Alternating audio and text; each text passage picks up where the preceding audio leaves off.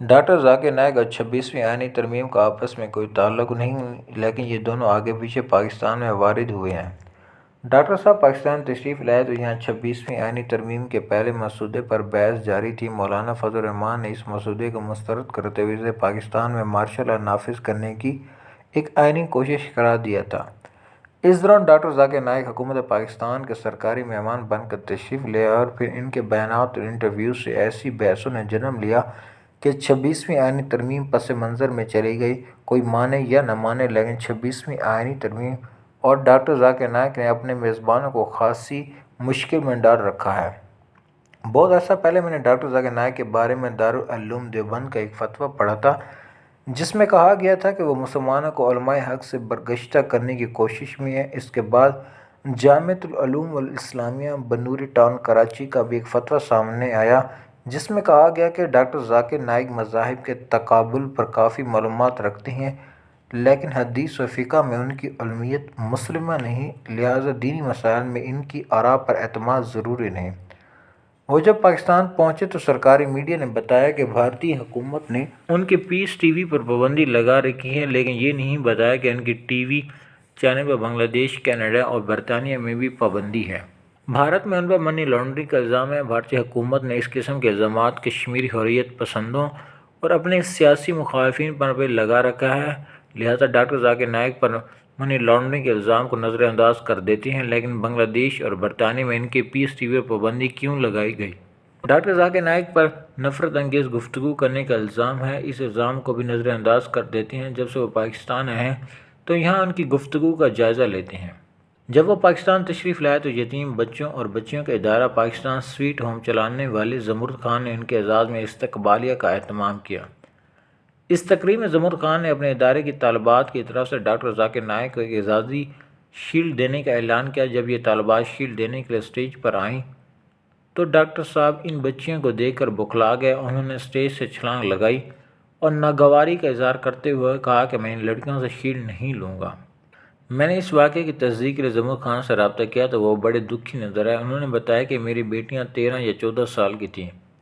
میں نے ڈاکٹر ذاکر نائک سے کہا کہ یہ ہماری بیٹی ہیں، ان سے شیلڈ لے کر ہماری حوصلہ افزائی کریں، لیکن ڈاکٹر ذاکر نائک نے کہا کہ یہ نامحرم ہیں اور میں ان کو ٹچ نہیں کر سکتا۔ بعد میں ایک ٹی وی انٹرویو میں ڈاکٹر ذاکر نائک نے بڑے فخر سے اس پورے واقعے کو بیان کیا اور کہا کہ میں نے ایک یتیم خانے کے مالک سے کہا کہ تم بھی ان لڑکیوں کو بیٹی کہہ کر چھو نہیں سکتے۔ یقین کریں گے یہ الفاظ سن کر مجھے بھی تکلیف ہوئی۔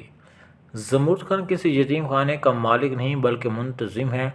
میں زمرد خان کو اس وقت سے جانتا ہوں جب وہ رکن قومی اسمبلی تھے۔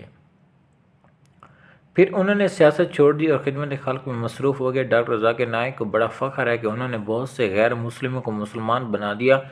زمرد خان کو اس بات پر فخر ہے کہ اس نے ہزاروں یتیم بچوں اور بچیوں کو بھکاری بننے سے بچایا اور مفت تعلیم دلوا کر ایک خوددار شہری بنایا۔ ڈاکٹر ذاکر نائک ان یتیم بچوں کو دھتکارنے کی بجائے خوش اخلاقی سے ان کے سامنے اپنا موقف بیان کر سکتے تھے۔ ان کے نامناسب رویے کا سلسلہ یہیں ختم نہیں ہوا۔ کچھ دن بعد انہوں نے پاکستان کی قومی ایئر لائن کے خلاف بیان دے دیا۔ انہوں نے کہا کہ ملائیشیا سے پاکستان آتے ہوئے ان کے پاس 500-600 کلو اضافی سامان تھا۔ پی آئی والوں نے ہمیں اس اضافی وزن پر 50% رعایت کی پیشکش کی، لیکن ہم نے کہا کہ رعایت دینی ہے تو مفت کریں ورنہ مت کریں، لیکن میں اسٹیٹ گیسٹ ہوں۔ بعد میں پتہ چلا کہ ڈاکٹر صاحب کا پی آئی اے پہ غصہ بے جا تھا کیونکہ انہوں نے قطر ایئرلائن ویزا میں سفر کیا۔ پی آئی کے بارے میں بیان پر انہوں نے معذرت کر لی، لیکن یہ سمجھ نہیں آئی کہ انہوں نے اتنی غلط بیانی کیوں کی۔ ایک اور اجتماع میں ڈاکٹر ذاکر نائک سے سوال کیا گیا کہ اسلام میں مرد کے مقابلے میں عورت کا درجہ کم کیوں ہے اور مرد کو 4 شادیوں کی اجازت کیوں ہے۔ اس سوال کا جواب بڑا سادہ تھا جو وہ میں بہت سے علماء کی زبان سے کئی دفعہ سن چکا ہوں۔ اسلام نے یہ نہیں کہا کہ عورت کا درجہ کم ہے، اسلام صرف یہ کہتا ہے کہ عورت مرد سے مختلف ہے، دونوں میں فرق کا معاملہ ہے، دونوں میں مقابلہ تو کیا ہی نہیں گیا۔ خود ڈاکٹر ذاکر نائک اسلام میں عورتوں کے حقوق پر اپنی کتاب میں اعتراف کر چکے ہیں کہ ایک مرد کے مقابلے پر 2 عورتوں کی گواہی صرف مالی معاملات اور قتل میں مانگی گئی ہے، دیگر معاملات میں ایک عورت کی گواہی ایک مرد کی گواہی کے برابر ہے۔ مثلاً رمضان یا عید کا چاند دیکھنے کے لیے ایک عورت اور مرد کی گواہی برابر ہے۔ 4 شادیوں کی اجازت کو بیویوں میں عدل سے مشروط کیا گیا ہے۔ خود ڈاکٹر ذاکر نائک نے بھی ایک ہی شادی کی ہے۔ عورت ایک سے زیادہ شادی اس لیے نہیں کر سکتی کہ اس کی اولاد کو اپنے والد کا پتہ ہی نہیں چلے گا۔ ڈاکٹر صاحب نے ایک خاتون T V anchor Fariha Idrees کو انٹرویو دیتے ہوئے کہا کہ ٹی وی پر ایک خاتون نیوز ریڈر کو 20 منٹ تک دیکھنے سے کسی مرد کے دل میں ہلچل پیدا نہیں ہوتی تو پھر اس مرد کو ڈاکٹر کے پاس جانا چاہیے۔ جو خاتون انٹرویو کر رہی تھی اس کے سر پر کپڑا تھا اور چہرے کے سوا پورا جسم ڈھکا ہوا تھا۔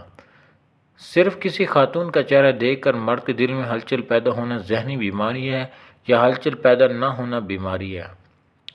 اسی انٹرویو میں ڈاکٹر صاحب نے کہا کہ عورت سربراہ مملکت نہیں بن سکتی کیونکہ اسے مردوں سے ہاتھ ملانا پڑے گا، اور پھر کہا کہ جب کوئی عورت حکمران بنتی ہے تو اس کی آخرت برباد ہو جاتی ہے۔ ان کی یہ بات سن کر مجھے وہ علماء یاد آئے جنہوں نے جنرل ایوب خان کے خلاف صدارتی الیکشن میں محترمہ فاطمہ جناح کی حمایت کی تھی اور نواز شریف کے مقابلے پر محترمہ بے نظیر بھٹو کی حمایت کی تھی۔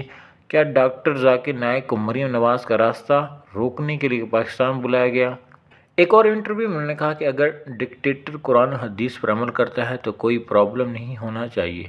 یہ سن کر میں نے سوچا کہ اگر قائد اعظم اور علامہ اقبال آج زندہ ہوتے تو ڈاکٹر ذاکر نائک کی باتوں پر ان کا کیا رد عمل ہوتا؟